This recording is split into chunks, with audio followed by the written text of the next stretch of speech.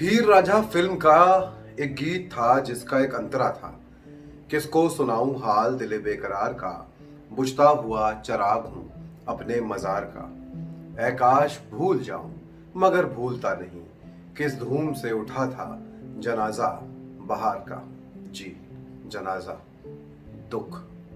भविष्य में शायद किसी वक्त वो वाला आयोग या उसके आयुक्त ये गीत, इसका ये अंतरा गाएंगे। हो सकता है अकेले में गा चुके हों, या फिर हम जब ये वीडियो कर रहे हैं तो वो यही गुनगुना रहे हों। पर यही गीत चाहे तो हम सब भी अपने प्यारे लोकतंत्र के लिए भी गा सकते हैं, क्योंकि कमी तो हमने भी नहीं छोड़ी है किसी तरह की इस लोकतंत्र को खत्म होने देने में। पर पहले बात चुनाव और उसके निष्पक्षतापूर्ण संचालन के लिए बनाई गई संवैधानिक संस्था, जो अब बस एक संस्था है, तथाकथित आयोग की, उस आयोग की। हम ये वीडियो इस देश के उसी आयोग को श्रद्धांजलि देने के लिए कर रहे हैं जिसका नाम तो आप जानते ही होंगे। इस वीडियो को श्रद्धांजलि यानी कि अंग्रेजी में ऑर्बिचुरी के तौर पे ही देखा और सुना जाए, न्यूज की भाषा में ऑर्बिचुरी पैकेज। बहुत दुख के साथ ये कहना पड़ रहा है, बताना पड़ रहा है, और हम जानते हैं कि शायद कभी उसकी कमी पूरी ना हो, लेकिन सच तो यही है कि इस देश का वो आयोग नहीं रहा। हम लोग लंबे समय तक उसे बचाने की कोशिश करते रहे। नागरिकों ने अपने प्यारे लोकतंत्र के रखवाले को आवाज लगाई, वे रोए, गिड़गिड़ाए, शिकायत की, चिट्ठियां लिखी, उससे मिलने गए, लेकिन तमाम कोशिशों के बावजूद हमारा लाडला वो वाला आयोग हम सबको छोड़कर चला गया। आखिरी बार हम सब ने उसको साल 2024 की मार्च में देखा था, जब वो चुनाव की तारीखों के ऐलान और आचार संहिता लगने की घोषणा करने आया था। Coming to the general elections to the Lok Sabha, जो विश्व का सबसे बड़ा लोकतांत्रिक त्योहार है। दिख तो स्वस्थ रहा था, हेल्दी, लेकिन अंदर से वो तब भी बहुत बीमार था, बहुत ज्यादा बीमार। ये तो उसका मिजाज था कि वो अपने अंतिम वक्त में भी हम सबको हंसाने की कोशिश कर रहा था, मजाकिया शायरियां सुना रहा था। अधूरी हसरतों का इल्जाम, अधूरी हसरतों का इल्जाम हर बार हम पर लगाना ठीक नहीं। ये ईवीएम कह रही है, मैं नहीं कह रहा हूं। अधूरी हसरतों का इल्जाम हर बार हम पे लगाना ठीक नहीं। वफा खुद से नहीं होती, खता ईवीएम की कहते हो। पर शायद हम सब उसकी कविताओं में छिपे दर्द को पहचानने से चूक गए। वो जानता था कि हम शायद उसे फिर ना देख पाए, पर उसने अपनी बातचीत से ऐसा जाहिर नहीं होने दिया। अंतिम सांसें गिनते हुए भी चेतावनी दे डाली कि वो बेईमानी करने वालों को देख लेगा। पर खैर, शायद ना तो ये हमारी किस्मत में लिखा था, ना उस बेचारे की किस्मत में। उससे पहले ही काल ने उसको हमसे छीन लिया। आप काल को सरकार कह सकते हैं, इलेक्टोरल बॉन्ड कह सकते हैं, दो नेताओं की जोड़ी कह सकते हैं, हम उसे सिर्फ काल कहेंगे।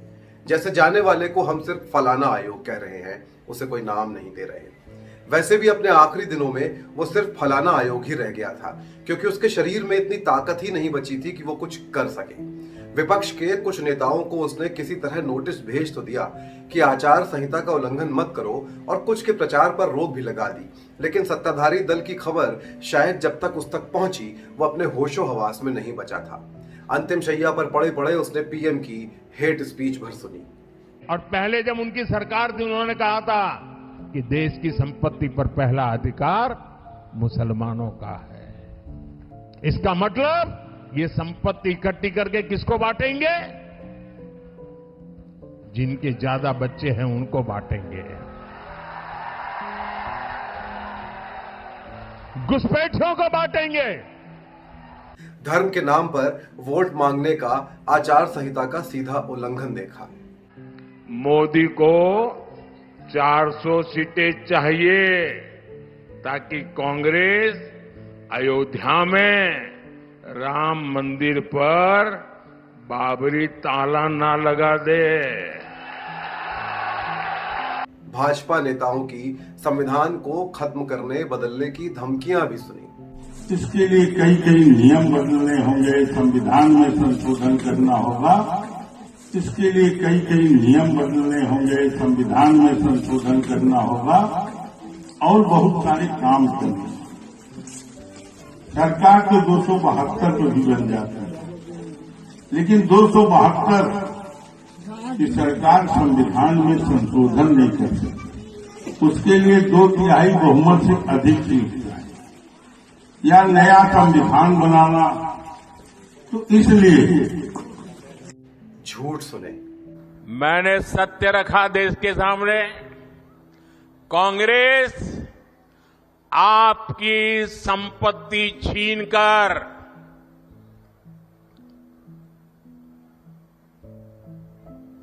उनके खास लोगों को बांटने की गहरी साजिश रचकर बैठी है। बहुत दबाव पड़ा, किसी ने उसकी सेहत की खराब हालत की परवाह ही नहीं की।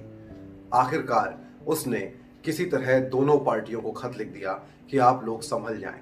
बीमारी से उसकी हालत इतनी खराब थी कि वो समझ ही नहीं पाया कि चिट्ठी सिर्फ सत्ताधारी दल के प्रधानमंत्री के नाम जानी थी। खैर, गंभीर बीमारियों में ऐसा होता है।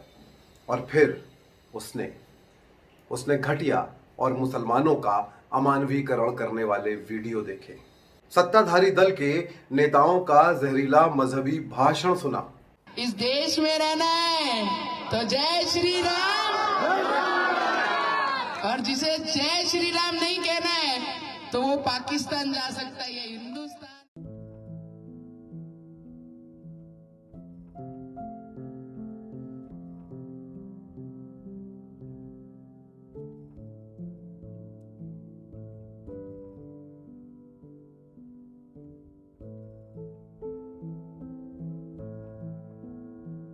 और तो और चुनाव में वोट डालने के बाद वहीं बूथ के बाहर चुनाव प्रचार होते हुए भी देख लिया। उसने पुलिस को लाठियां चलाकर वोटरों को वोट डालने से रोकते देखा। ये सब देखते देखते वो और बीमार हो गया और वो कुछ कर नहीं सका। वो लाचार था, अंतिम शैया पर अंतिम सांसें गिन रहा था। वो चाहता था कि वो सख्त एक्शन ले, पर अंतिम समय में कौन क्या ही कर पाता है। आखिरकार वो चला गया, वो हमारे बीच नहीं रहा। आप सबको ये सूचना इसलिए भी देनी जरूरी थी कि आप लोग लगातार उससे अब शिकायत ना करें। आप उसे चिट्ठी लिख रहे हैं, उसे दोष दे रहे हैं, लेकिन वो तो अब है ही नहीं। इसलिए ट्वीट करना, उसे दोष देना बंद कीजिए। अब कुछ नहीं किया जा सकता है, अब वो नहीं रहा। आप उसे याद कर सकते हैं, उसके लिए आंसू बहा सकते हैं, उसको श्रद्धांजलि दे सकते हैं, और क्या ही कर सकते हैं आप। खैर, श्रद्धांजलि भाषण या वीडियो का टीवी और समाज का नियम है कि इसमें जाने वाले के जीवन का जिक्र भी होना चाहिए, उसके अच्छे कामों और जीवन वृत्त को याद किया जाना चाहिए।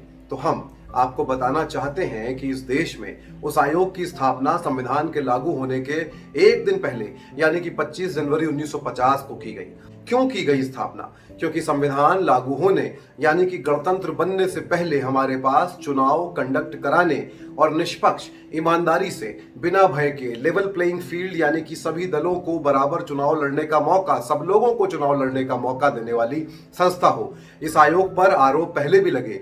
एक वक्त था जब पोलिंग बूथों पर हिंसा, बूथ कैप्चरिंग, बैलेट लूटने की घटनाएं भी कई राज्यों में होती थीं, लेकिन समय के साथ इसको अधिक अधिकार मिले, उसको अधिक अनुभव मिला, चीजें बदली। लेकिन जो आरोप तब लगते थे वे क्या थे? उस आयोग पे लापरवाही के आरोप लगे, कई बार ढीलेपन के आरोप लगे, हिंसा ना रोक पाने के, बूथ कैप्चरिंग ना रोक पाने के आरोप लगे, सिस्टम को ठीक ना कर पाने या बाकी सरकारी एजेंसियों जैसे कि पुलिस और प्रशासन को काबू न कर पाने के आरोप लगे। लेकिन कभी भी उस पर खुद किसी पॉलिटिकल पार्टी का एजेंट हो जाने, उसके इशारे पर काम करने के आरोप नहीं लगे। जैसे आज लगते हैं वैसे आरोप कभी नहीं लगे।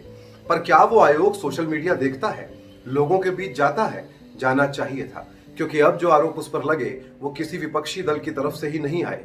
अब तो जनता भी वही आरोप लगाती है। शायद वो आयोग ये करता, पर अब तो वो हमारे बीच है ही नहीं, तो कैसे ये कर सकता है? कहते हैं कि जाने वाले के बारे में सिर्फ अच्छी बातें करनी चाहिए, और इसलिए हम सिर्फ अच्छी बातों के साथ ये श्रद्धांजलि खत्म करना चाहते हैं।